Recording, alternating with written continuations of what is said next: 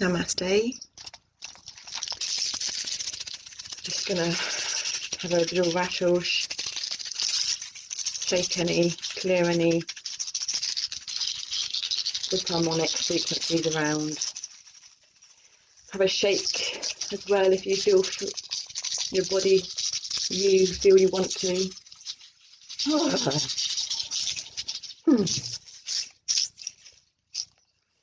Thank you, rattles. We've got two that we're Havana Club, so thank you Havana Club freebies. And then we've got homemade Kinder Egg ones with lentils and split peas in, I think. We've been up this morning, been sleeping in our bout to keep our guts in because the muscles of the guts aren't working. So it's pushing our gut brain in to make it all go back, which is what needs to happen. 2 nights in a row we've done that now. And then our awareness came to needing to connect in with nature first thing we do in the morning. So we go out and tend to our fruit trees. I think there's like 3 apples, a blueberry and a raspberry. And then our little seedlings that are growing out the back, because as we nurture them externally, it helps the constructive feedback loop of information to nurture ourselves internally. We've got lots of cards on the left of us down here, as we're really passing through the deep shadow dance of life, which we're figuring out the way how to make it happy. And we did the chakra tops clarified by bottom. So our root chakra was the reversed world, which is like the 3-dimensional spinning wheel or vortex of energy. It's a sphere, not a wheel, because the wheel's 2D. And the root chakra is like the foundations of your building, the feet of the body. If the root chakra is not aligned, if your feet aren't aligned, if the foundations of the building aren't properly grounded and aligned, the rest of it upwards isn't going to be aligned. And that was clarified by the hangman, and he's hanging upside down. You can't really see it there. He's hanging from his knees upside down. But we've been up this morning after doing our hours of breath work, which we wake up, we're actually opening our eyes. We do hours of breath work until our eyes open naturally. And then, did we go outside first? No, we went straight. We had our toilet. We get toilet insights because we ended up doing yoga on there. And then we went and hung upside down from the ceiling on our silk thing. Which we started the other day for the first time. So this has come since the minerals, and we haven't done that for ages because last time we did that, the broken collarbone area just all subluxed and caused major pain and major stuff going on. I'm not sure if that was before the psych wards or not, actually. It'd be interesting to know. And then we went out to nature. We've also got the animal medicine of the white butterfly with black dots. Poor little thing, had a broken wing, but we bring out our forks out to the trees and out to our seedlings at the back, and we bring them outside from the summer house. And lots of nature and birds and all kinds of things came and joined us, but this butterfly's wing, it's half broken on one side, but it could still fly. But we had a little chat with them And then we were in here writing all the stuff, which takes us ages, on the information. Notice there's a bumblebee crawling around our skirt for ages, which is covered in patterns. So yeah, lots of tools been integrated today. We've got our shungite cylinders, 2 at the front, and our pyramids, 2 at the back. We've got our fire there as well. And things are hard, so we've got a lemon, honey and ginger, but we've got a pre-tub of grated ginger, so we don't actually have to use our hands to grate the ginger. Although the Gemini full new moon that we had just over a week ago, it was a week ago on Friday gone, is about it rules the lungs and it rules the hands and the arms and the shoulders. So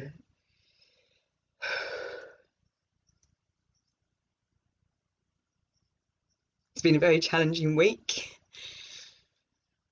but we're navigating it beautifully, all considering. So we're going to do the C and the G with the earth, the root chakra. We're just going to do the C and the G to start with, I feel.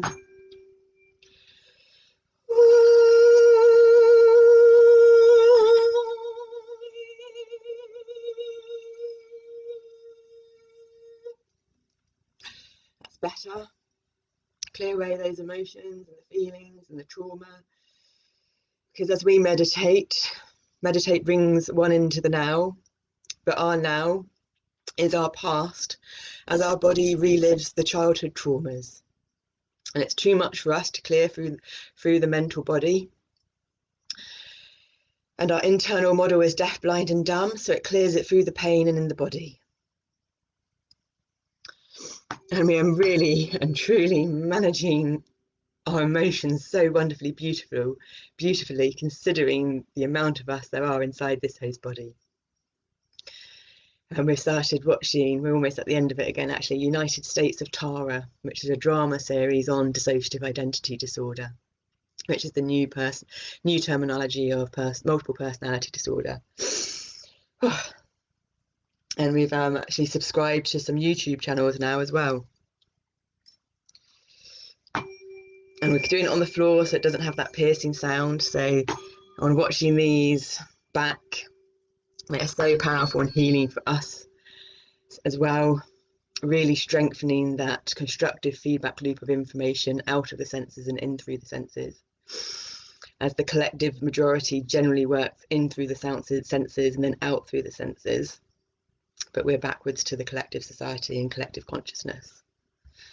And we've learned, each of our altars have learned so much, but they're smart and they do know the intuition to their level, because we were brought up very aware from a young age not to go down that rabbit hole, because it causes too much pain, and we'd push ourselves too much anyway, but they'd hold the pain and we'd push ourselves because of our need to get qualified, how the system knows it. But we'd never quite manage it. It would always stop just before the end. Because our purpose in life is to show society and people that are healing, that haven't been able to manage to get qualified in certain things because of their ailments or disorders that neglect them to, that there is another way out there, and it's not about your conventional education system as we know it at the moment. Because so many people tell you, oh yeah, that does this and that does this, and oh yeah, when you've got hypermobility you've got to keep your outer hips down, and when you've got this you've got to do that, but they never ever tell you how to do it. And we have got a vast mindful of knowledge over all of our years, which all of my alternate personalities have studied. And although we may not have got that final bit of the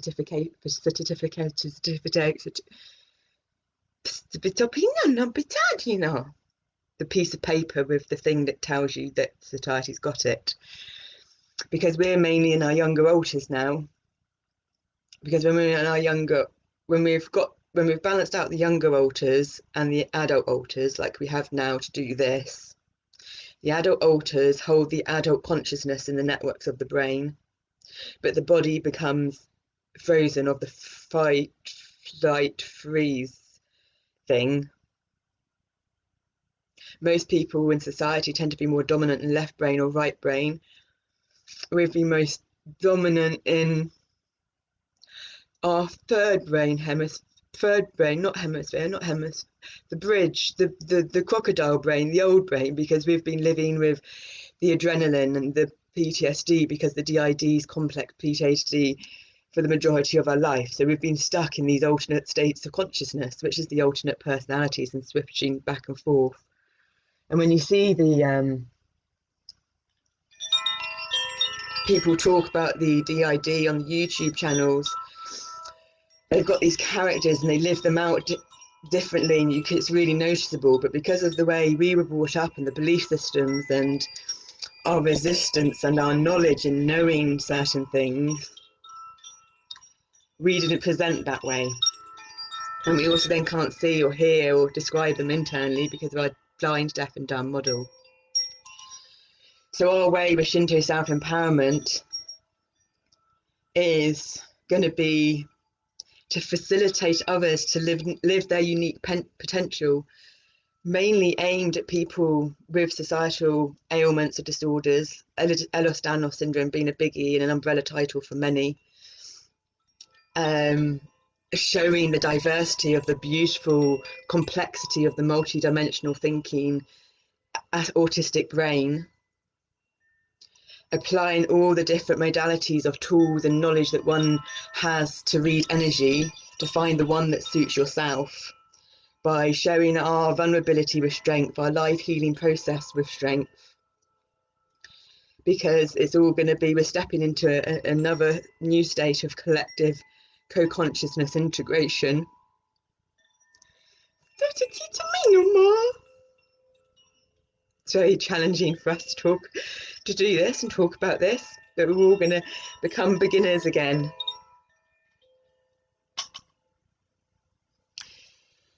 And I'm going to show our how-tos of how we connect to our body, how we connect to our intuition with the vast mindful of knowledge we have, which isn't just knowledge in our brain. It's knowledge that we've put into experience into the body, that we feel in the body. Because we started yoga 12 years ago when we were 28. And we started the mastery of like our teaching degree, specialising in mathematics, when we were 19. And we travelled the world from the age of 22 to 27. So we've got some beautiful stuff to share, and we're going to share it in our creative, unique, artistic way, to facilitate others to learn how to speak and communicate with their body. Because education and the way that the system and the collective teaches it at the moment is only from the majority of one perspective, from the academic minds using the mind first, but in a logical way, which means that's the left brain hemisphere mind, which means the left brain hemisphere mind then is in control. And if the 5% of you, the logical, the masculine energy, is in control, that means that you are a slave to your mind, because your true mind that holds the truth, your individual truth, because there's many truths, is your heart, your body, the 95% of your right hemisphere brain, which holds the now, the creative, the artistic. And that could be in anything, because when you are passionate and living from your heart, that is what art is. Art doesn't have to be writing a book or writing poems or doing a painting or singing or creating music. It's whatever you do with your life when you live from your heart, and that is your art and your creation, your co-creation with the universal multiversal energies that are out there. And when you align to your body and your heart from your right hemisphere brain, utilizing your left hemisphere brain, the logical academic part, which is more dominant in society at the moment, which is the wee 5% of you, then you are the master of your mind. And your mind is a beautiful co-creator, collaborator, when you are the master of it. And then we can heal ourselves.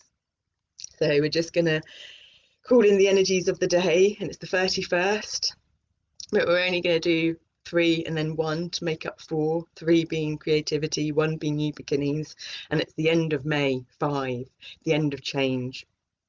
Stepping into the month of June, 6, unconditional love, balance and harmony, because 6 is halfway between the way we work at the moment of 12 complex stability in the linear world.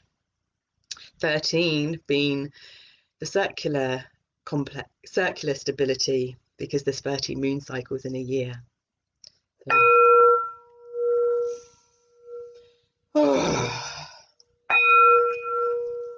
So, having a shake. Shaking being the oldest and the newest form of healing. There's a book, Shaking Medicine, out there. We'll get there eventually.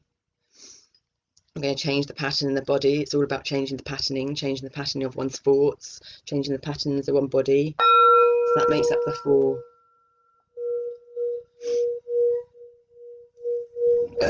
Oh, that's the clearing. When we use our hands and our arms and our fingers, we're utilising our peripheral nervous system.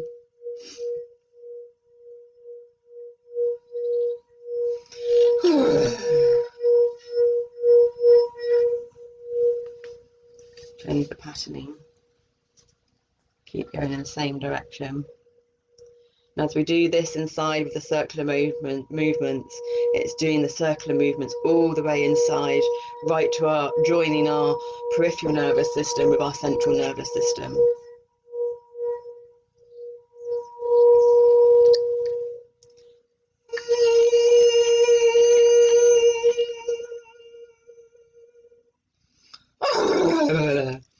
Using our voice is very influential to clearing.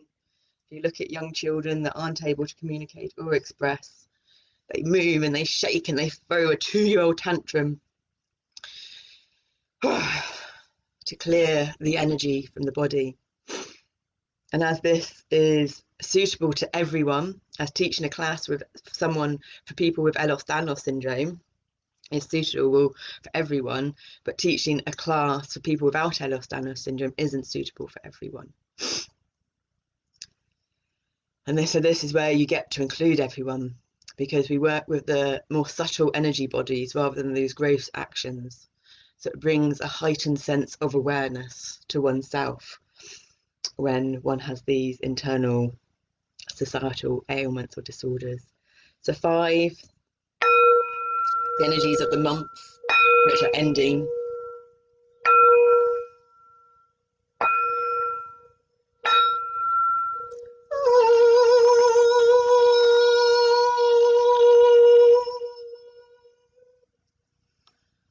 Work with pure intuition here.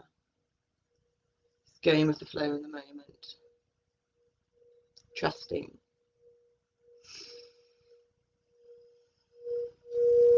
Validating myself.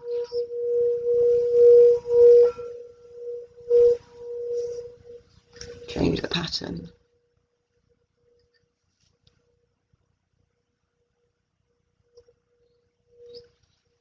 With the eyes, it's EDMR thing, EDMR, whatever is used, we use a lot, not that we've ever done it. And mouth yoga. As each tooth, like each chakra relates to a system of organs in the body, each tooth relates to a meridian, a nadi, a channel in the body. And then the energies of the year for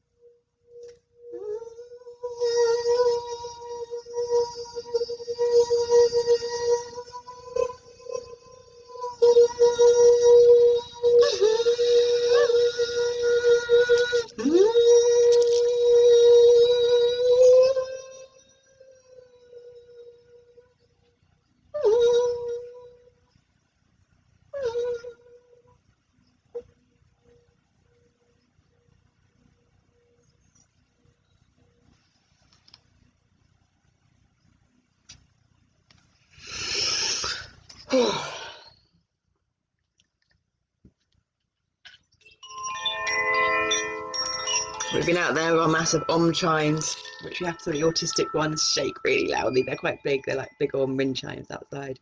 They shake them really loudly in our ears. I used to have hated stuff like that in the past, but oh god, it frees up our mind beautifully.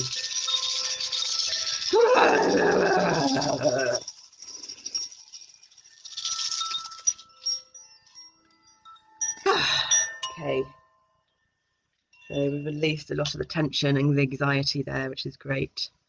We're just going to have another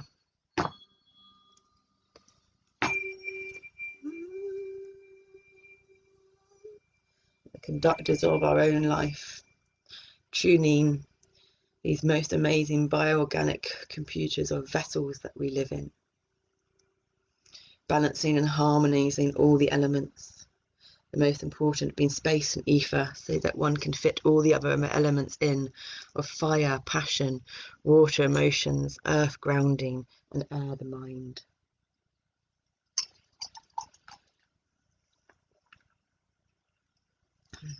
And so our opening Reiki card message, give them a shuffle already.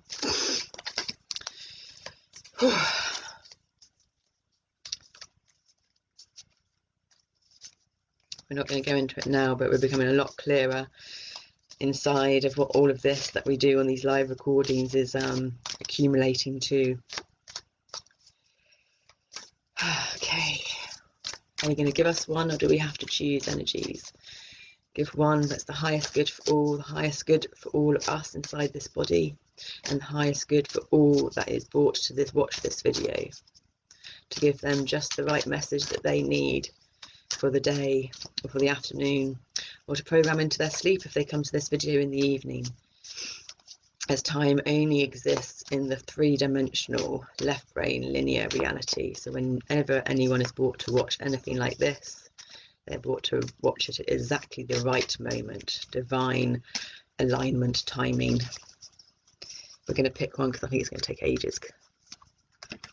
I can see it's not much writing to read out. Just for today, I will let go of anger. Just for today, we will let go of anger. Oh, patience. See, I thought that was going to say something about anger then, but yes, we do need patience. It's the year of patience. 2022 is the year. 2 is the number for patience when you look at these numerological cards. So the numerology guidance cards now. Message again. The highest good of all of us alternate personalities in this host body, Neve Coleman, and for everyone that is brought to this video at whatever time they are brought in the 3D world. Will you give us one, or do we have to choose? Because the only wrong choice to ever make is not making a choice at all. And choice is everyone in the entire world's #1 value. We are just led to feel from our subconscious that we don't have a choice.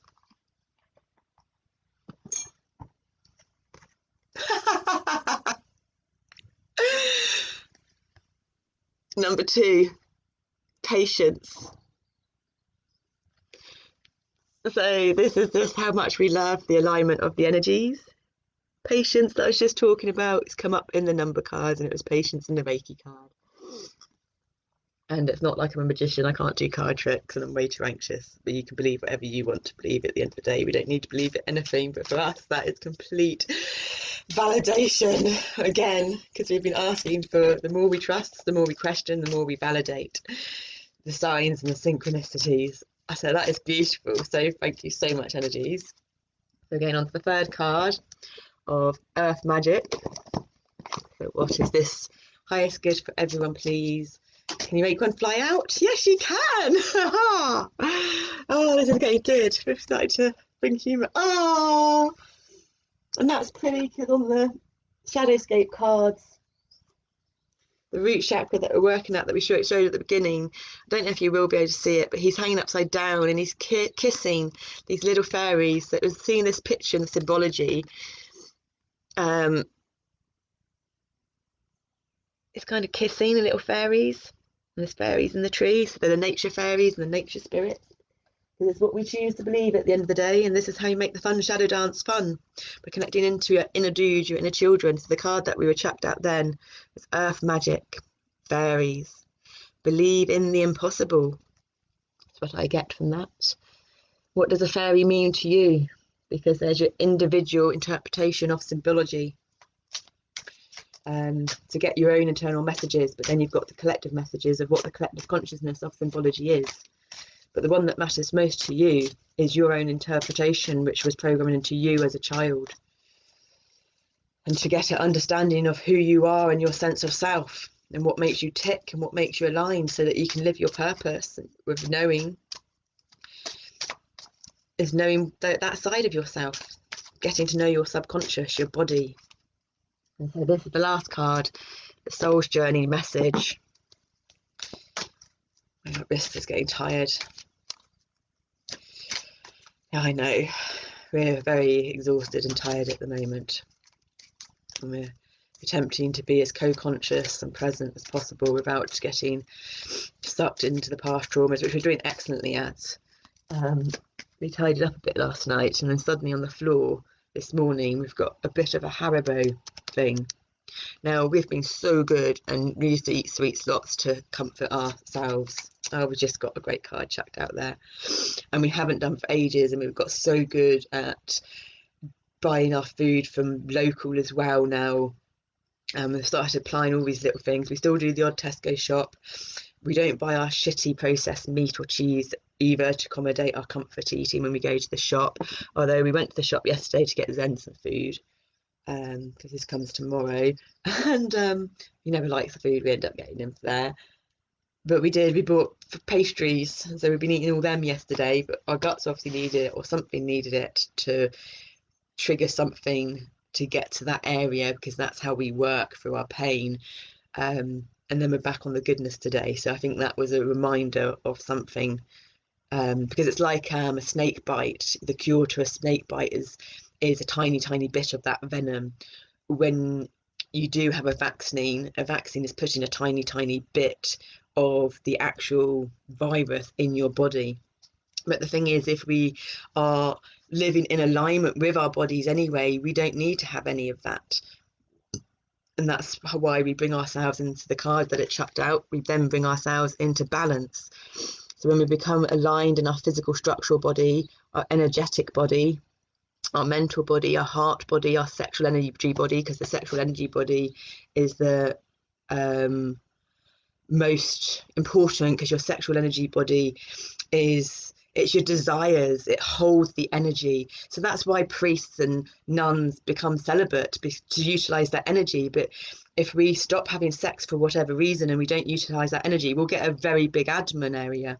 If your legs aren't properly toned or properly functioning, or you have any leg problems, then your root chakra is out of balance.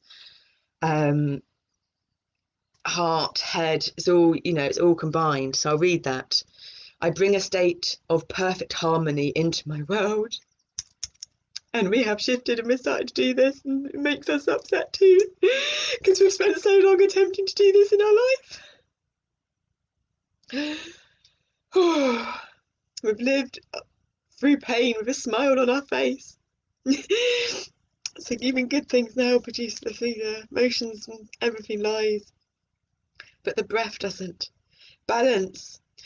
I bring a state of perfect harmony into my world, and I do so without judgment. Balance. We bring a state of perfect harmony into our world, and we do so without judgment. Balance. You bring a state of perfect harmony into your world, and you do so without judgment. We bring a perfect state of harmony into our world, and we do so without judgments to ourselves. So then we won't judge others. Okay, so that's a beautiful card reading set there. And rather than just the cards, or rather than just the reading or the sound healing, we've really brought the tuning forks, the sound healing, the crystals, the cards, and now beautiful books that got me through yoga. Oh, look, there's a me come out there. That's one of us alters talking, another than collective. It gets confusing. So we've got the key muscles of yoga, and we love this book because we got yoga so wrong. It's like, open your armpits. So you open your armpits to release depression, but we used to open them, and we could, because of our hypermobility, we'd open them horizontally, but you meant to open them vertically. So through yoga we caused ourselves more harm, and then we would start listening to our body and we'd want to shake, but then we'd get told off for shaking. Don't, you'll disrupt your nervous system. And we'd listen to the outsider. We always listened to the outsider because we always thought the outsider knew best. So this one doesn't have what I was going to tell you about. This one just has breaks it down to different pictures of your muscles and how they work. So we work visually. So we used to look at the pictures in the book, and by looking at the pictures in the book, we were then able, the body, because the body copies, we've copied our whole life. The body then would copy what the pictures did and said without the words kind of getting in the way. And we're just going to read, I'm not sure what we're going to read from this, but I know there's a few things in the back of these books which we love. Yeah, there we go. And they word it beautifully. So we're going to read chapter 5, which is a brief thing on the bandhas, and we were talking about the root chakra. So this actually shows you where your root chakra is muscularly in the body, and on the neck. And then the bit that we really like is the scientific thing, the chakras.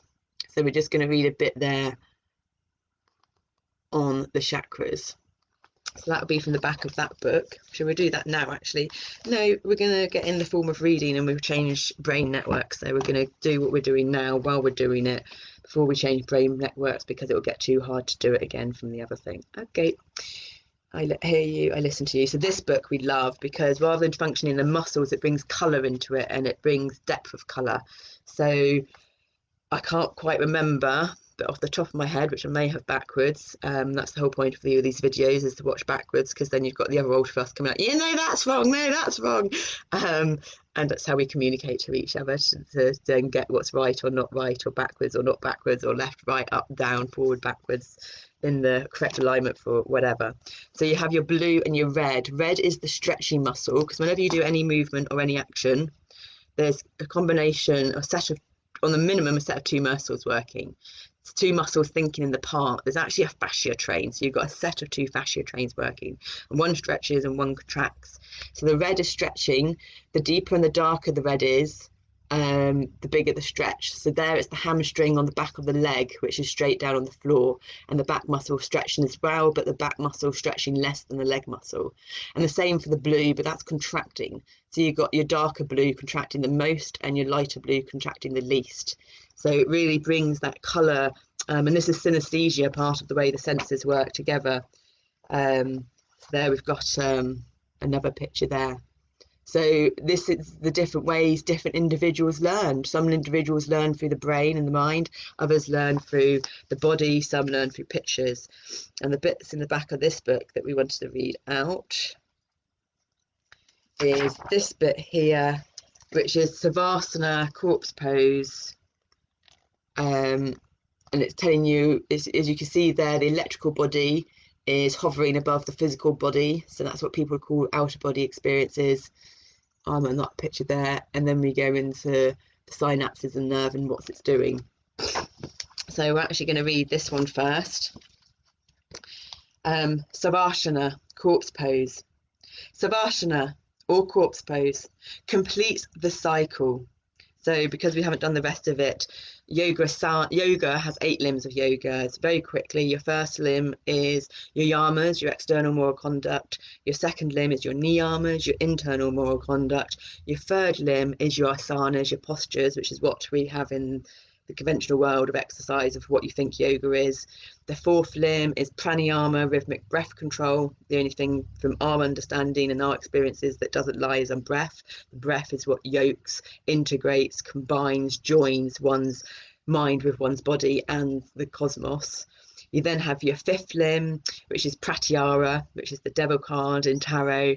It's freedom from the desires of your senses. There's a great Bob Marley song on that, and emancipate your senses, emancipate or something rather. And then you have dhyana, concentration, because one needs concentration and focus to create meditation, which is dharana, your 7th limb. And then your 8th limb is samadhi, self-realization, understanding oneself, becoming the master of oneself. And this isn't external spiritual stuff, it's internal, because if you go into any of the science of understanding the way the brain works, then everything out there is an illusion. And everything is perceived from internal of the net, depending how we process stuff in our set heads, how we interpret stuff.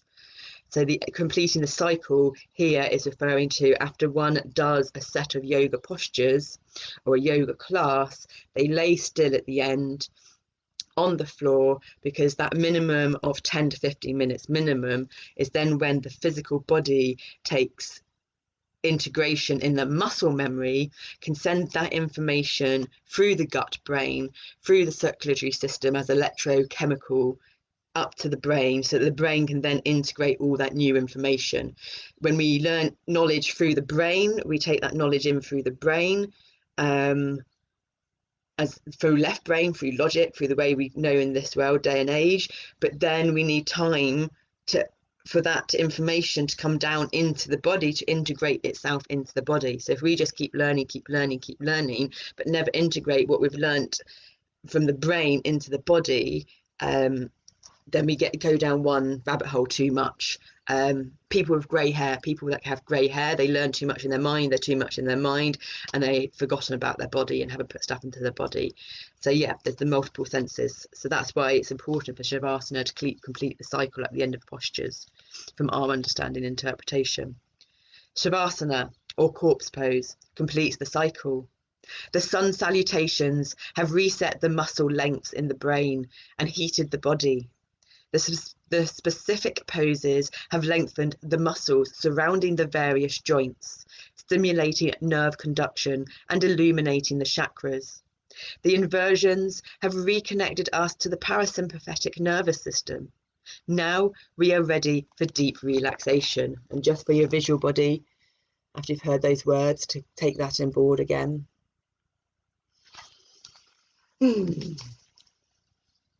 Theta brain wave patterns predominate in Shavasana, with electrical activity oscillating and vibrating at a frequency of 4 to 8 Hertz. This state of brain function engages the intuitive unconscious mind, accessing deep-seated memories and connecting to the collective unconscious. Healing occurs in this state. Deeper states of Shavasana take the brainwave pattern into Delta, 0.5 to 2 Hertz frequency. This is the brainwave state of dreaming. Passive look inside during Shavasana and passively look inside during Shavasana and see the subtle energetic body illustrated here floating above the physical body. So that's why good sleep's important, and that's why your non-REM sleep and your REM sleep are very important. REM is such like a fraction, tiny fraction of sleep that one gets, where you get your intuitive, your psychic, they say, whatever terminology, dreams come in that give you guidance. And all your non-REM dreams is the pruning off of that knowledge, that stuff that you don't need anymore, pruning off, healing of traumas, of misunderstandings through the conscious mind of the day takes place. So if you're not getting proper sleep, or and you're not getting into the restful good sleep, then this healing process that takes place when we're asleep isn't taking place, which is going to cause more stress in your waking day life. And then we go on to this image here, images of the nerves, the signals through the synapses, I think they are. This image illustrates nerve conduction in the brain. Note the electrical activity at the synaptic junctions where the nerves interconnect. This activity increases during yoga practice as consciousness of the body awakens. This image illustrates nerve conduction in the brain. Note the electrical activity at the synaptic junctions where the nerves interconnect. This activity increases during yoga practice as consciousness of the body awakens. So our central nervous system is what is our emotional house. It's the channel that goes down through the spine from the brain. It's the channel energetically that clears negative energy, lower frequencies coming in and going out. It's what lots of people don't understand this at the moment in the medical industry, because they're just feeding people medication, which is clogging up the guts more, which is not what people with central nervous system ailments or disorders need. It's unhealthy for them. Your genes are the blueprint of your body, but you don't necessarily, but you only end up epigenetics. A building that's built doesn't necessarily end up like the blueprint of the building. So the genes that we have in our body that could get switched on from the synapses depends on the environment around us and the environment internally of how we conduct our thoughts and our life internally. So going back to the key muscles of yoga book and going to the back of this, we're just gonna, we've got a bit at the start here. Patanjali, the patron saint of yoga, said that mastery combines a balance of science and art. Knowledge of science is like the colours on an artist's palette. The greater the knowledge, the more colours available. The body is the canvas, and the asanas are the art we create.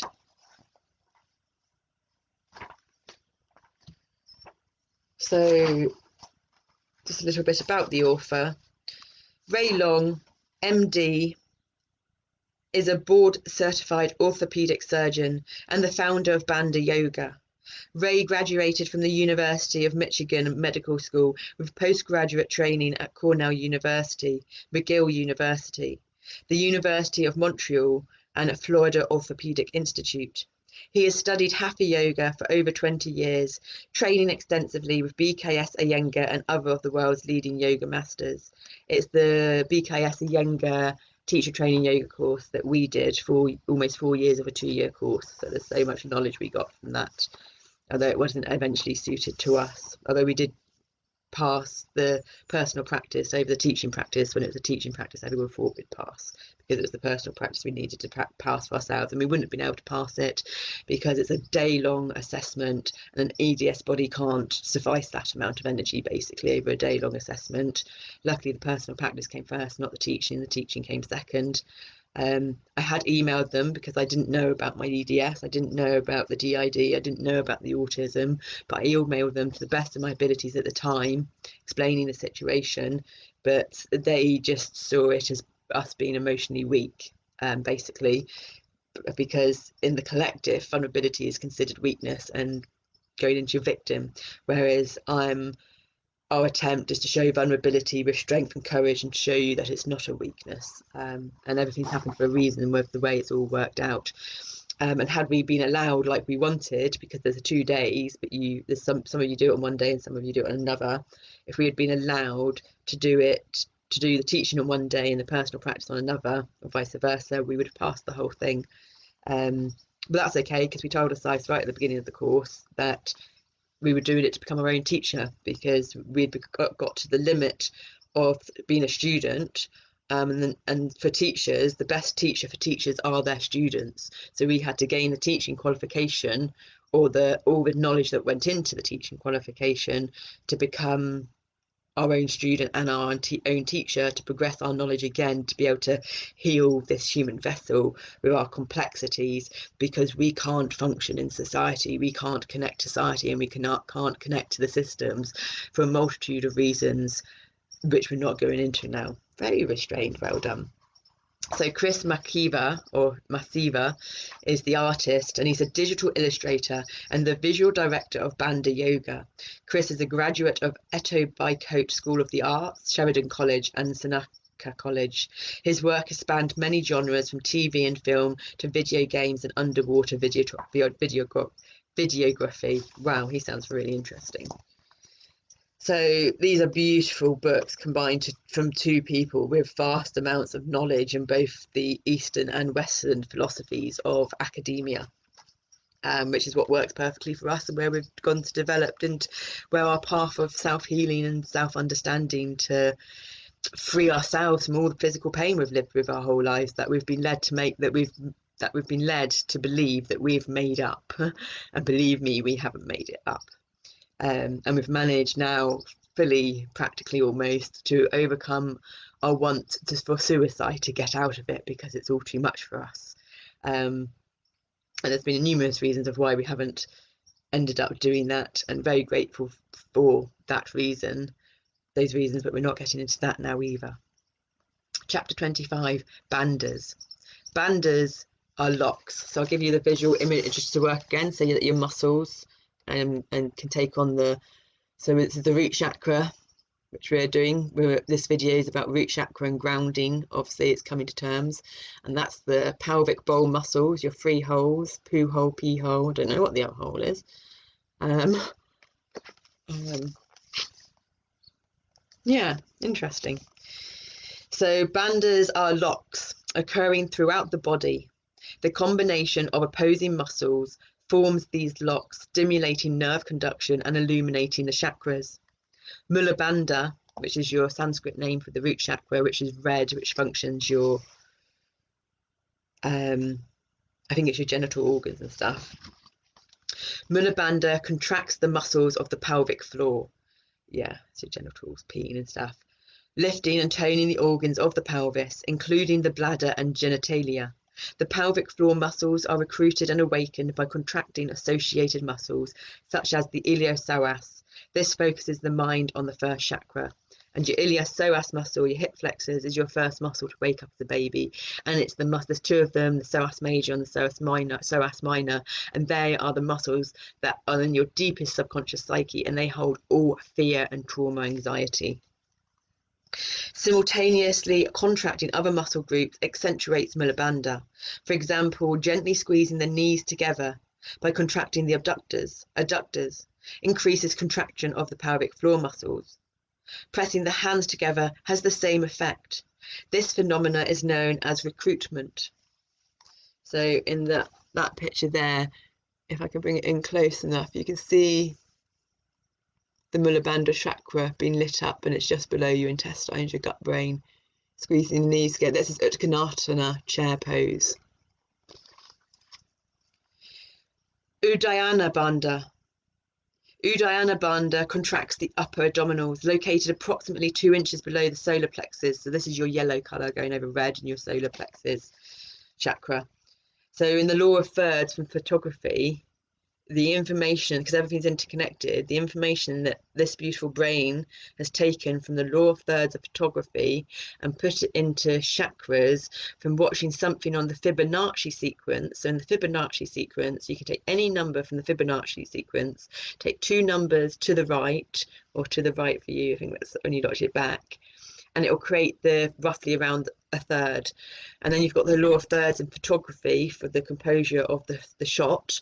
So basically the way we use our chakra tuning forks and chakras now is if you using the root chakra, we start with the heart for balance, but for instance we're talking about the root chakra. So if you take red, the root chakra, you then go up to yellow, so you've got red and yellow, but then yellow, the solar plexus, your self-empowerment, is strengthened by the one below. So it would go red to yellow to orange, which just coming to me now, and the artist in me from doing our GCSE artwork, is red and yellow make orange. So red and yellow and blue are primary colours, whereas orange isn't, if I'm not mistaken. We'd have to look back on that one. And yellow, so yellow again would go up to blue, the throat, and the throat is strengthened by the heart.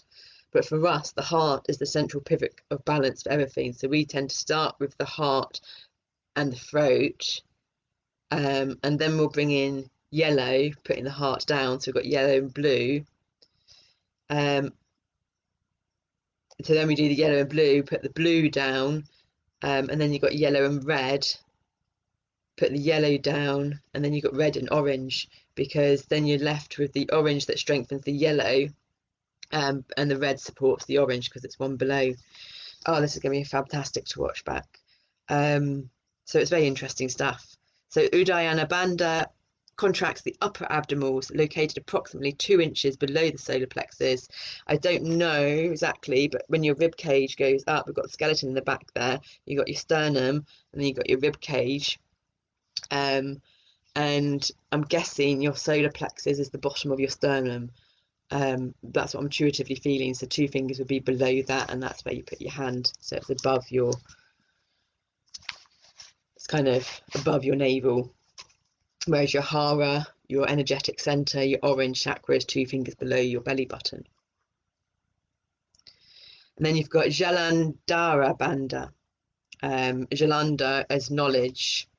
So I'm guessing this could be your throat one actually, rather than your knowledge up there. So your voice, when we all ailments, all physical ailments come from your red, orange, and yellow, the 3 physical chakras. The rest of it is the imagination, ideas coming in, and then the third eye is how we perceive that, how we create that into our vessel. And then the first stage of manifestation is to vocalize that through the word in whatever form, and then we bring it down into the heart, which is where we bring in the gratitude and the unconditional love to make sure it's in alignment with everyone's highest good. And then when it gets down to the solar plexus, which is the fiery colors, it starts burning off the stuff so that then it can come into physical reality, basically. And that's how we manifest our dreams from our dream state into physical reality. Jalandhara Bandha contracts the anterior neck muscle, flexing the neck and drawing the chin to the sternum. This focuses the mind on the fifth chakra. And there's the pictures there for it. And after some of our meditations, our body just shoves itself into positions, and it will just shove itself into yoga, shoulder stand and stuff sometimes.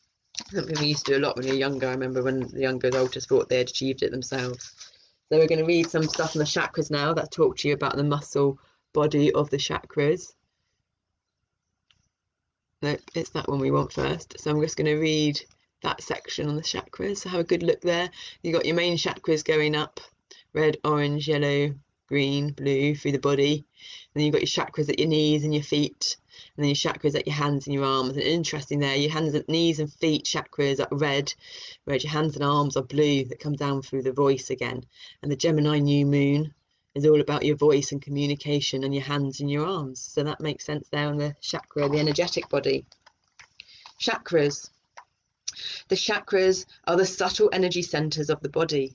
Like pinwheels, the chakra spins at the speed of light, emanating the colors of the spectrum, each resonating with a particular frequency.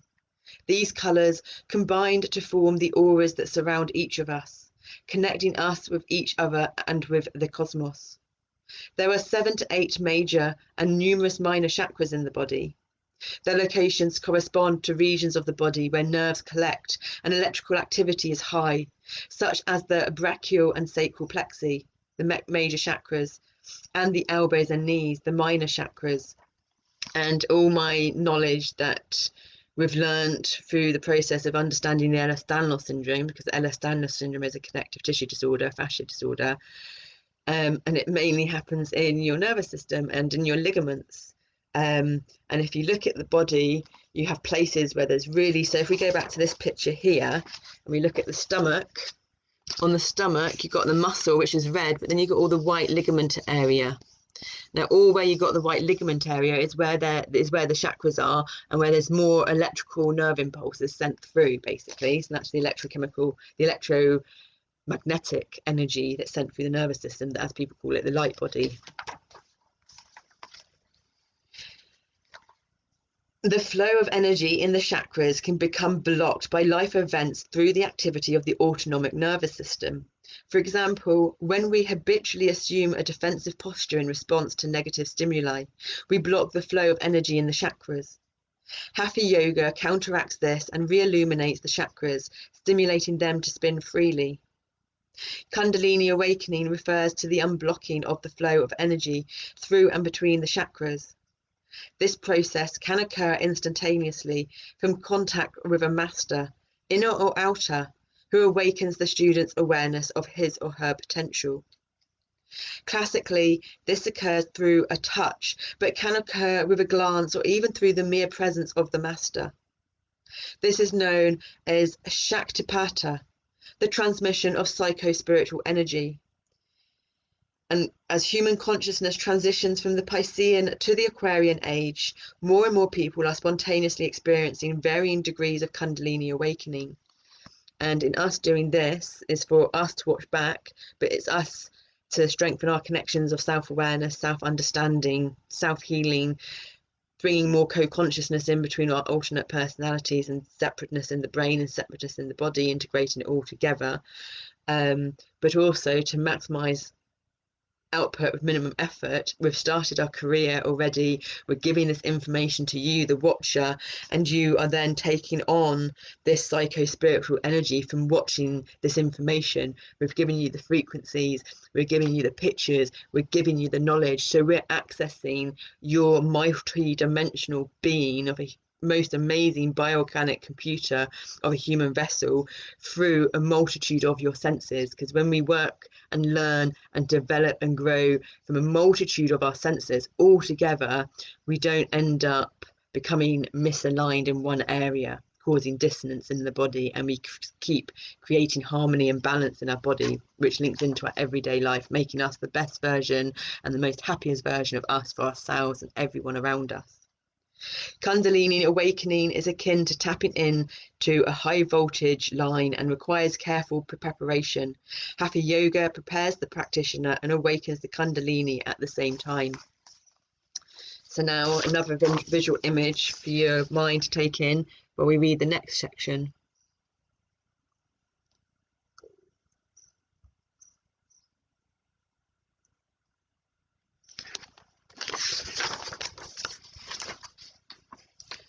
Asanas connect the body and mind. Breathing techniques connect the conscious and the unconscious. Chakra meditation connects the individual to the vibrational energy of the cosmos. Spend a few moments gazing at the image of the chakras and then meditate as you visualize them. The chakras will appear as a subtle but scintillating light within you. So we're just going to hold a picture here where we have a little buzz and a shake. So if you want to join in having a shake and a buzz, to buzz all the tension and resistance away in your body while looking at the picture.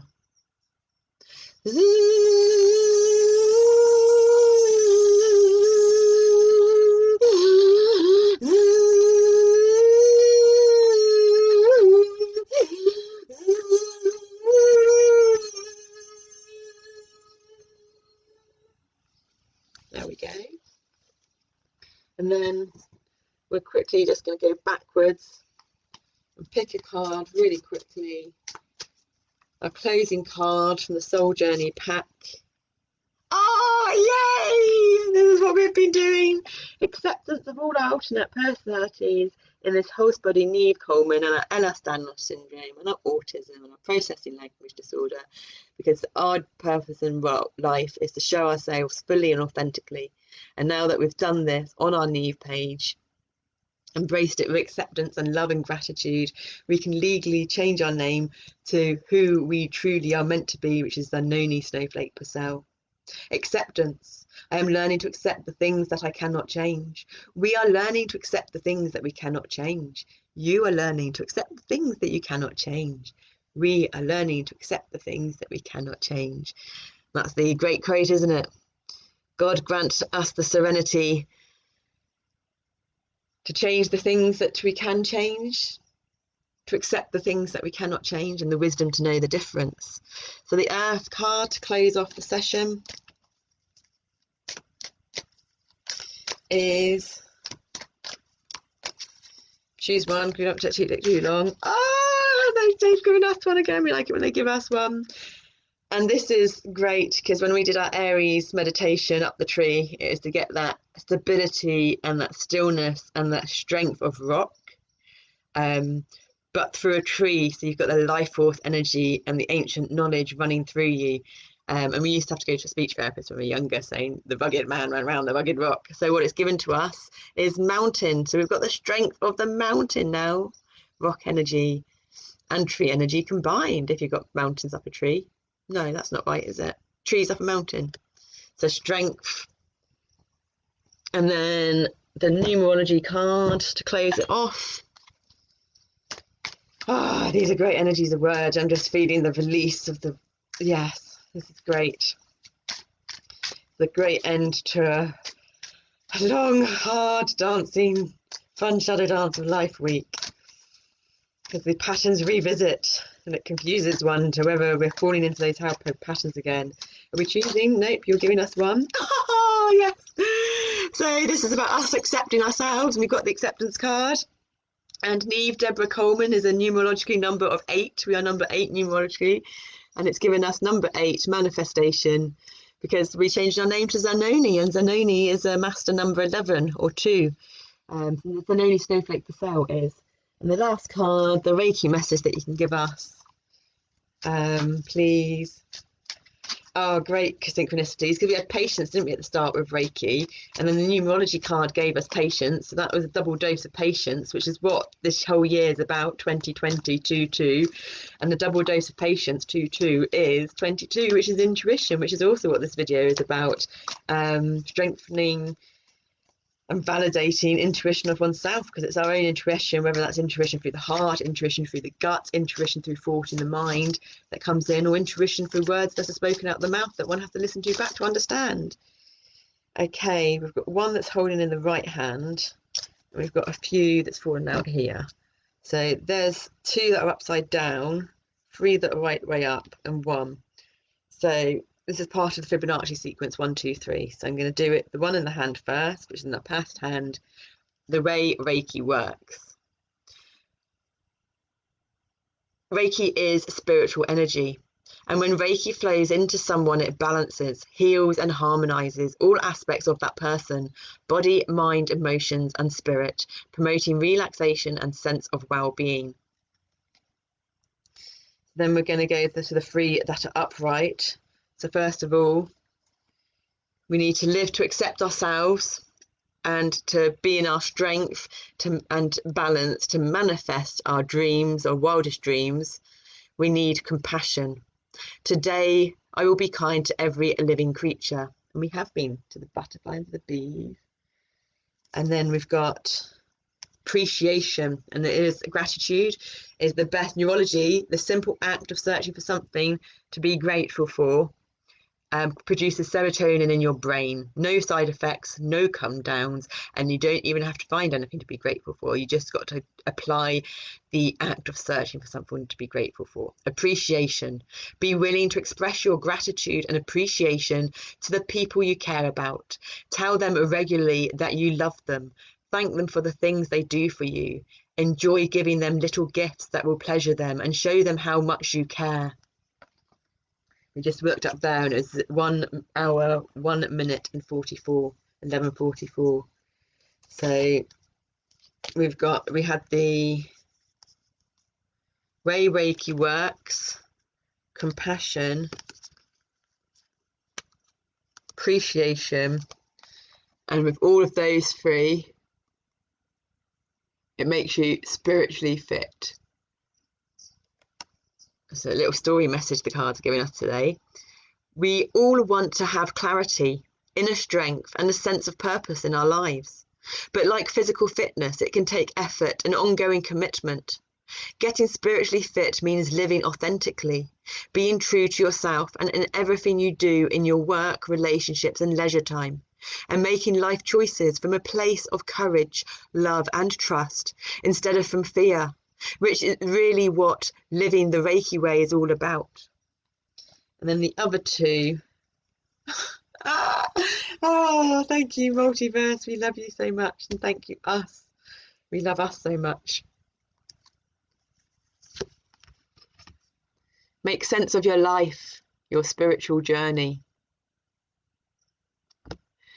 Being spiritually fit. Oh my God, it starts off with how the other one left. God, the synchronicities, fabtabulous here. Fantastico, fabtabulous. Being spiritually fit means living more consciously by being more grounded, clear and compassionate. This helps us to make more sense of our lives because it allows us to connect with others from a place of deeper understanding. We're all spiritual all of the time because that is what we are. Spirit having a human experience, not humans having a spiritual experience. However, each person's spiritual journey has to be taken at a pace and in a way that suits him or her. So that was a lovely ending message there. You can't do it on this, but otherwise I might take a photo and put the photos in the thingy. So just to do that again, we had these cards here. Appreciation, gratitude with compassion is the way Reiki works to get ourselves spiritually fit, which makes sense. So we make sense of our life and we're on our spiritual journey, which for me, spiritual means living in harmony and balance and alignment with this human vessel in heart, body and mind, and with nature's rhythms and cycles of earth. And then there is no pain in the body. So the closing one again for the numbers, so you remember, was 8, manifestation, mountain, strength and balance. They were, oh, acceptance, sorry. And then opening, we had the balance with nature, earth fairies, because you've got to get in touch with your inner child, and your double dose of patience, because we're in the year 2020. These are all the numbers that the energies gave us. 2020 patience, and we got the Reiki card, patience. So they were a beautiful set of cards. Thank you. Namaste. Have a wonderful, great day. I know we're feeling lots better now.